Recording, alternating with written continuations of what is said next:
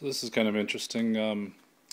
What I've dug out of my my closet is my first ever IBM compatible computer that I had in college in 1991. This was given to me by my father. I believe it's an IBM XT or AT Clone.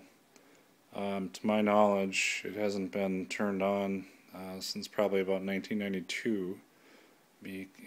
Because after I graduated from college, I bought a 486 DX33, and this thing got retired. So I'm going to go ahead and power this on for the first time in, about 25 years, something like that, and see what comes up.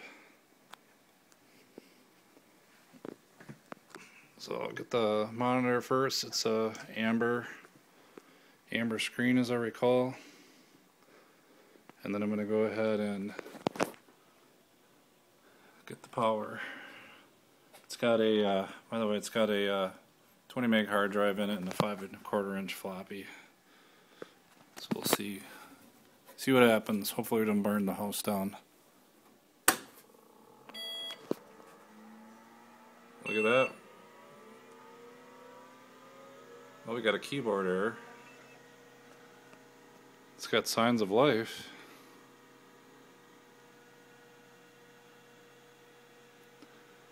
.640K of RAM, a turbo button, booting up from the hard drive.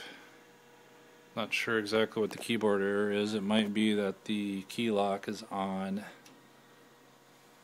This does have a key, so we'll see what happens here. Disk error. So I'm not sure if it's complaining about hard drive or floppy drive. My guess would be hard drive. It did post. Let's turn the key and reset it and see if the keyboard error goes away.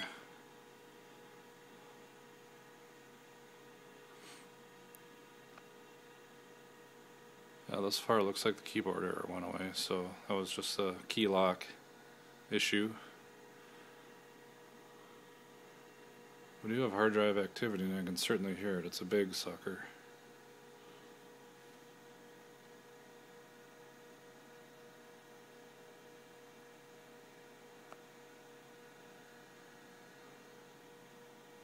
I don't have a lot of faith at this point that it's going to boot up with that hard disk error. Yeah. So we had some floppy drive chatter, went through its test.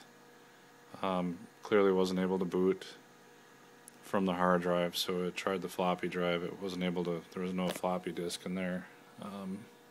So it looks like we're not booting at this point, but nonetheless, we didn't burn the house down, so that was a success.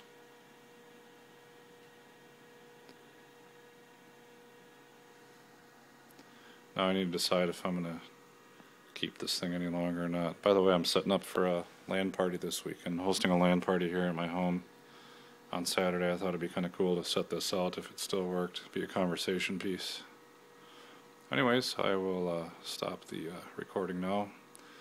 I was hoping that we would be able to boot it from DOS and find some of the programs that were installed and some of my old files that were on this system dating back to the very early 90s, but unfortunately that's not the case. Maybe I'll get the cover off and reseat some cables and maybe I can get it to boot up. We'll see.